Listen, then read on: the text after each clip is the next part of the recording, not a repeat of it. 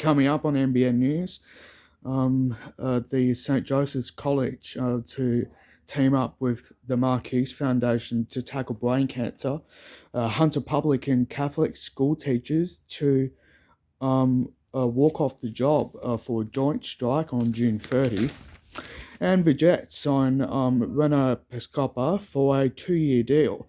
That's coming up next on NBN News.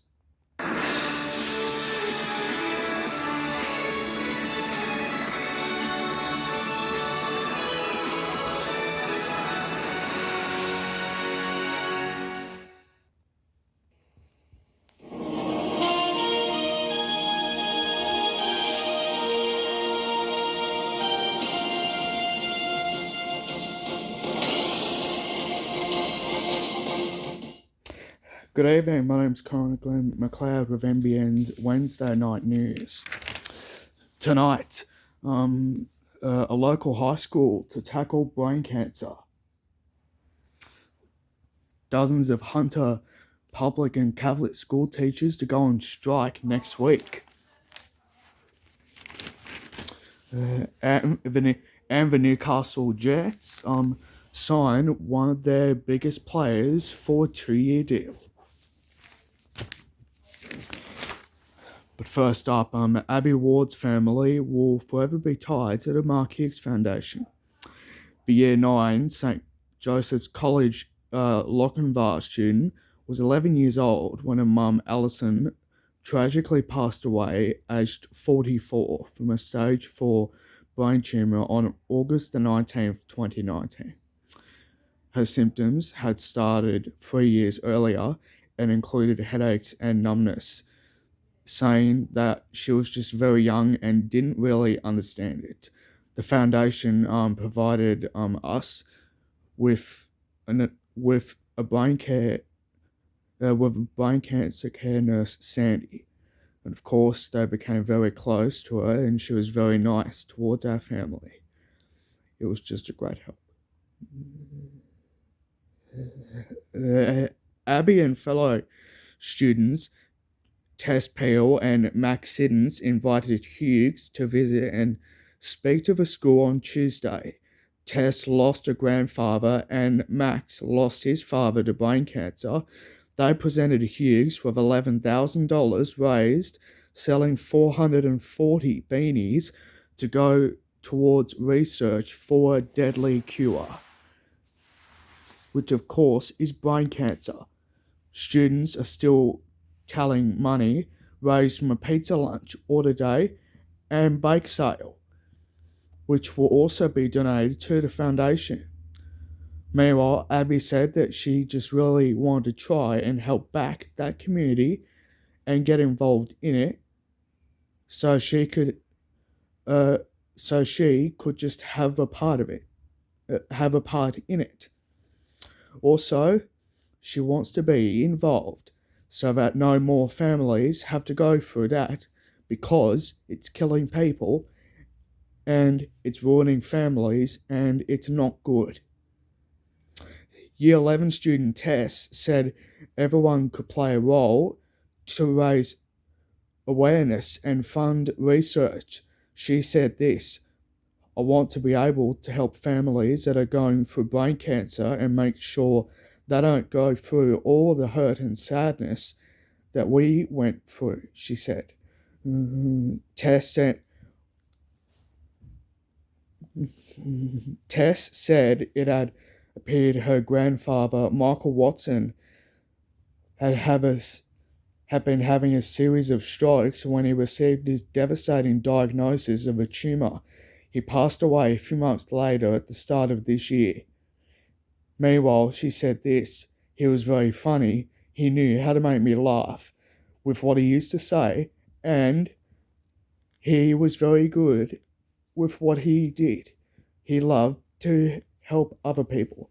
Hugh said he was inspired by the students' stories and by the school, which he said had contributed an enormous effort to the cause. Young Abby showed me a picture of me and her and her mum when I was at their primary school a few years ago, Hugh said. it hits home that she was with her mum then, and I'm here now, and she's not. And of course, money for the Mark Hughes Foundation is still onto the is still onto the is still on the good fight, and also it's still on the good, and also it's still raising a lot of awareness. Meanwhile, Hunter public and Catholic student teachers will combine forces for a joint strike on Thursday, June 30, calling for better pay and conditions.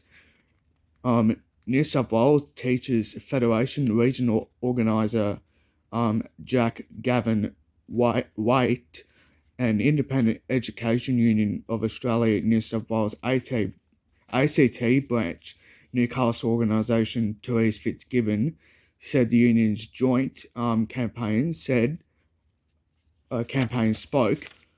to the size of the crisis facing the profession, saying this: "Today is a historic day. For the first time in our history, we stand as one voice. We're a profession in crisis, and subsequently we need to take this action." Mr. Galvin Waite said, "The Premier is failing our students.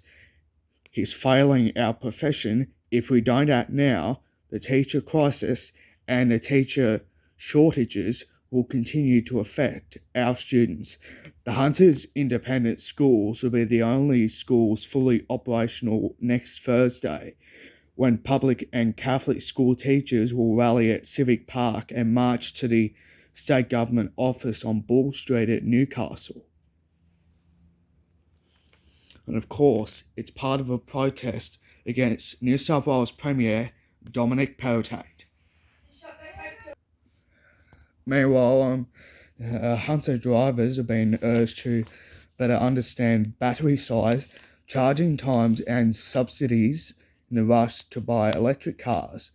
Electric vehicle sales have risen by more than 400% in the first 5 months of this year, and are expected to accelerate with the introduction of federal EV subsidies. Concern of the environment and the rising costs of living are driving interest in electric cars, according to research for Cars Guide. The federal government plans to swiftly introduce an electric car discount designed to encourage car manufacturers to import and supply more affordable electric models in Australia. The New South Wales government will rake in an extra $810 million in coal royalties this year, and almost $4 billion over the next 4 years, but not put an extra dollar into a fund to help coal mining communities prepare for change. The state budget on Tuesday revealed the extraordinary windfall for the state's coffers, driven by high thermal coal prices, but Hunter MPs and business leaders have hit out at the lack of investment in the region. Despite the royalties bonanza, the $25 million royalties for rejuvenation fund, which is created to assist mining affected communities transition to a clean energy future, remains unchanged. The Hunter should be getting more of a fair share, Newcastle Labor MP Tim Crackenthorpe said, noting the glaring omission of funding for social housing and construction of the Hunter Park, the proposed lifestyle precinct centre around McDonald Jones Stadium, the Newcastle Entertainment Centre, and Newcastle Showground. He said mining royalties are up $810 million higher than in 2021, which is a significant amount. Also, have we really received our fair share of that windfall? Probably not. And It suggests other Hunter electorates haven't either. Meanwhile, key Hunter products such as the Williamstown Special Activation Precinct, the new Lake Macquarie Sports and Recreation Centre, the Newcastle Education Campus, and major road projects won funding from the government. A 62-year-old male pedestrian has died after he was struck by a truck in Maitland on Tuesday morning. Emergency services were called to Cessnock Road at about 6:30am yesterday following reports a pedestrian had been hit by a truck. The 47-year-old male driver of the truck immediately stopped and went to the assistance of the pedestrian. However, the man died at the scene. The truck driver, who was uninjured, was taken to Maitland Hospital for mandatory testing. Inquiries are continuing into the circumstances surrounding the incident. Meanwhile, Cessnock Road between Gilliston Road and the New England Highway was closed for about 6 hours following the incident. Meanwhile, anyone with information or who has dashcam footage is urged to come forward or contact Maitland Police or Crime Stoppers on 1800 333 000.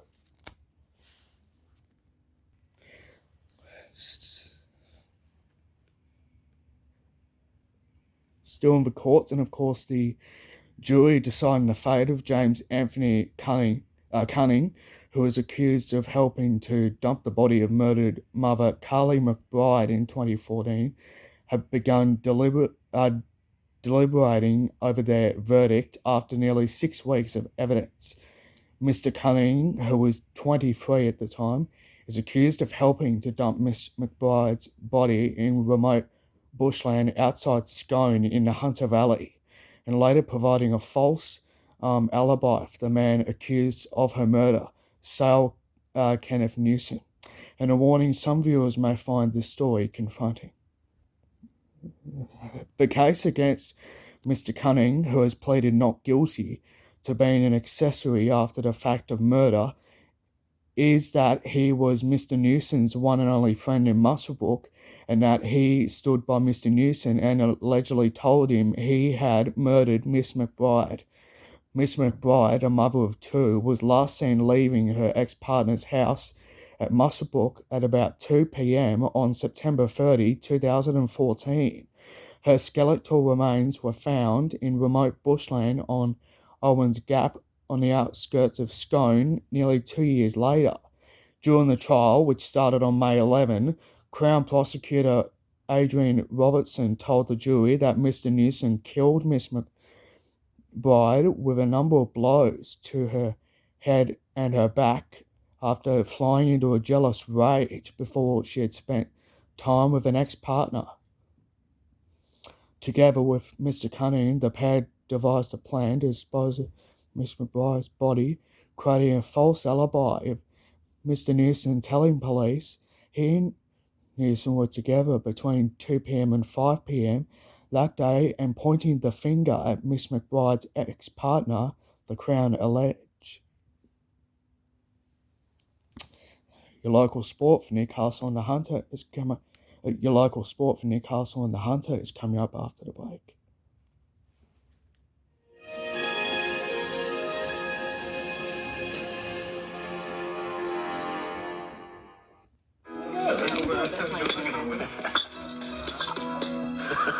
I'm going to buy that.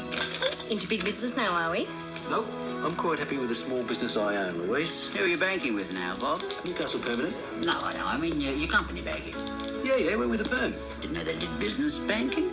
Well, I have done for quite some time now, Dad. Oh, good move. That's mine. Thank you. Your business is in good hands with Newcastle Permanent. They're our building society.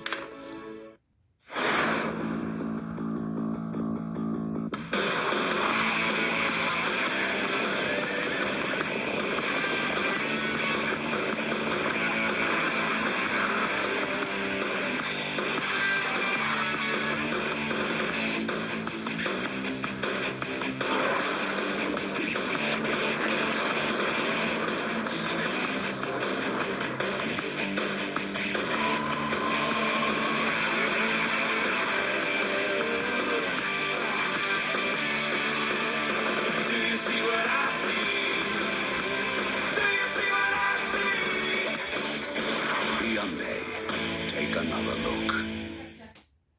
Turn it up. Your Colonel's got some new moves this season. Woo! More fun for you chicken fans, too. Because my new popcorn chicken's out at KFC. Little bites of tender chicken breast in a crunchy coating. Non-stop and mouth-popping fun. Woo! Nothing but net. Hop into KFC for my new popcorn chicken. Alley-oop. Cook. And slam dunk some for yourself. Your Colonel, he demands.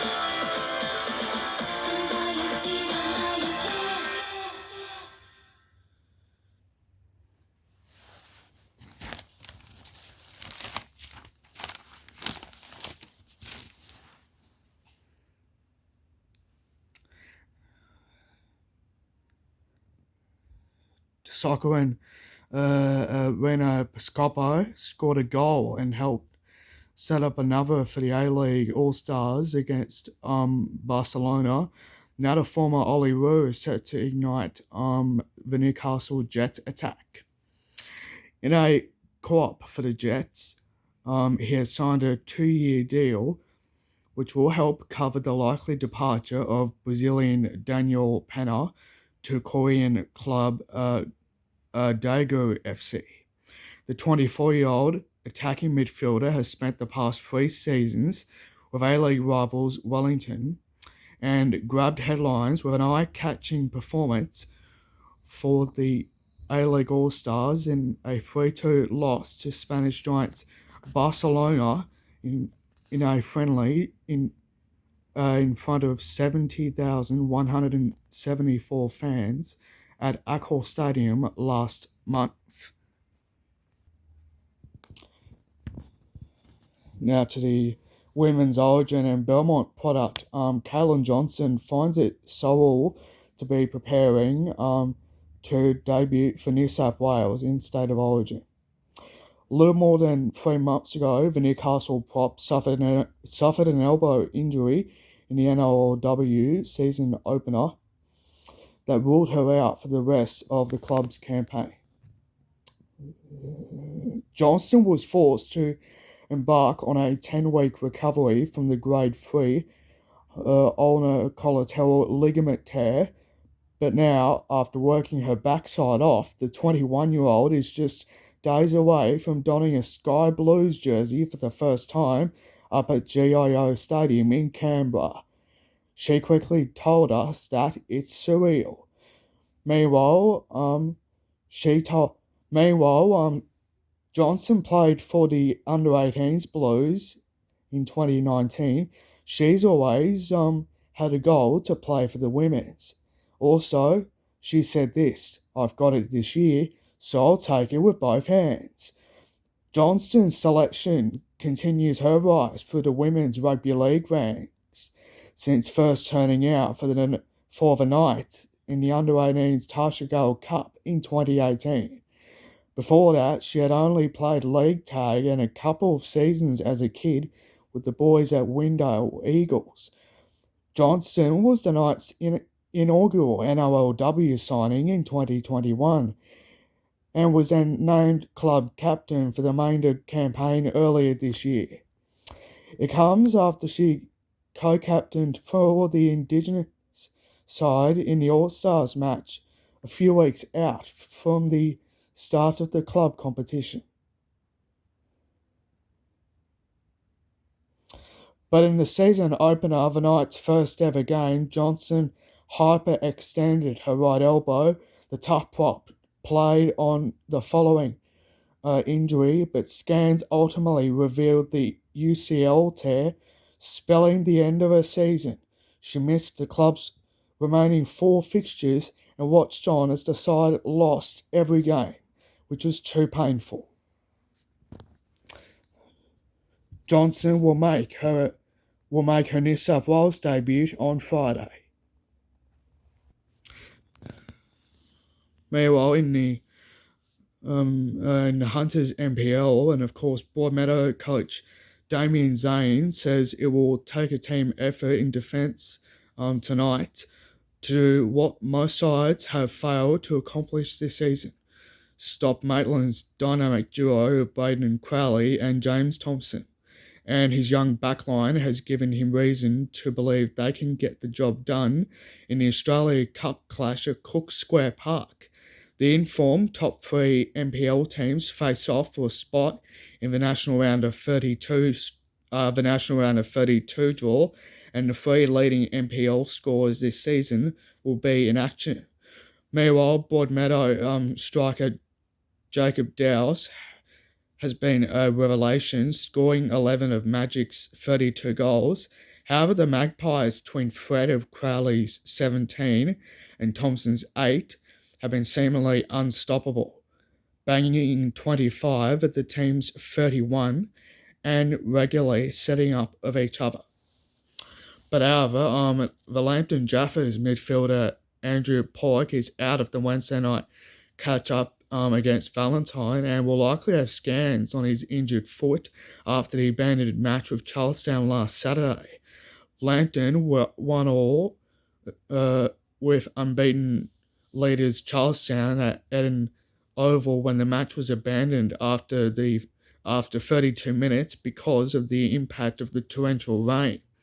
The game will be replayed in full on July 6, giving the Jaffers a 5th catch-up match in their schedule. So, as your local weather for Newcastle and the Hunter is up next.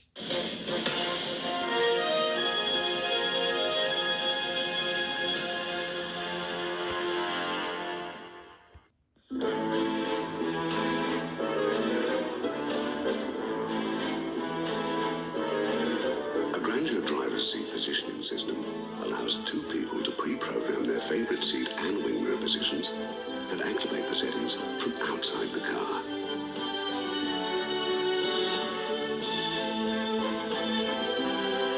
No matter how close you become, you can't agree on everything.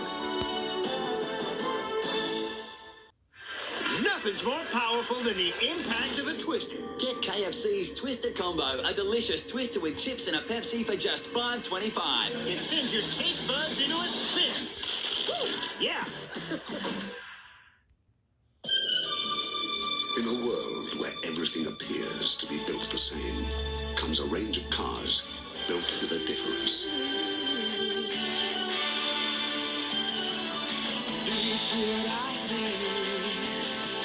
Built to be the ultimate in drivability and spaciousness.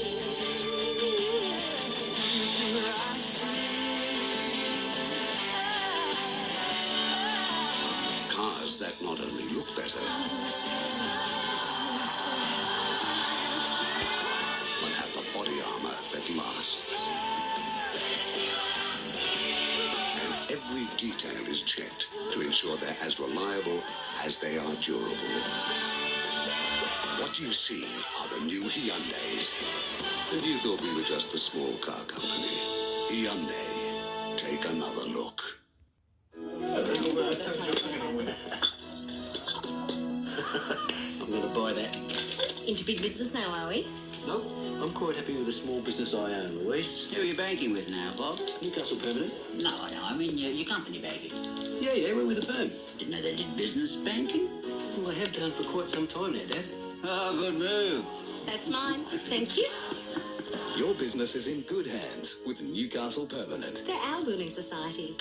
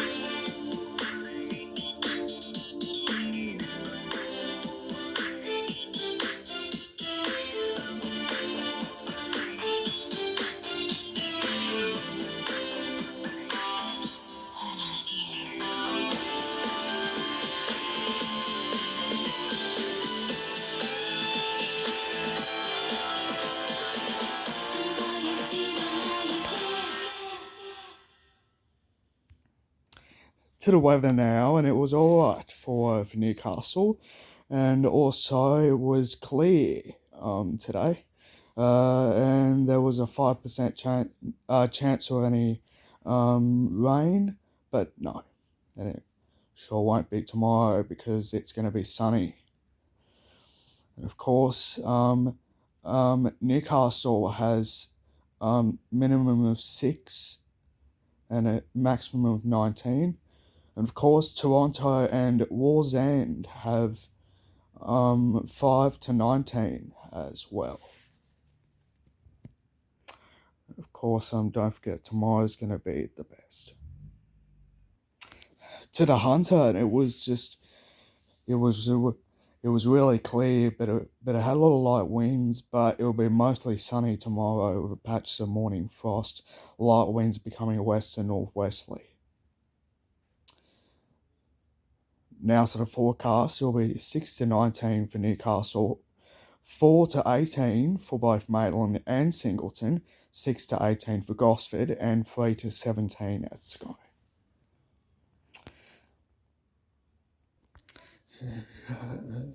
And of course, there's a high tide at 3:31 in the morning.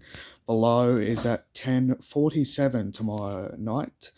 And don't forget, the sun's getting up at 6:55 in the morning and is setting at 4:54 tomorrow night. Of course, it will be alright for Newcastle as well as the rest of the Hunter tomorrow. And of course, it will be right for Newcastle as well as for Scone, Maitland, and Gosford. Now, just before we go tonight, an arrest has been made up in Merewether, and of course, 2 men have been arrested, and because of that, they've been charged with armed robbery as well as vandalism. Because of it, they were arrested at around about 3:40 a.m. and also they were taken to Newcastle Police Station. And because of it, both men have been refused bail. And that's it from all the latest news from NBN and of course from all of us here for now. Good night.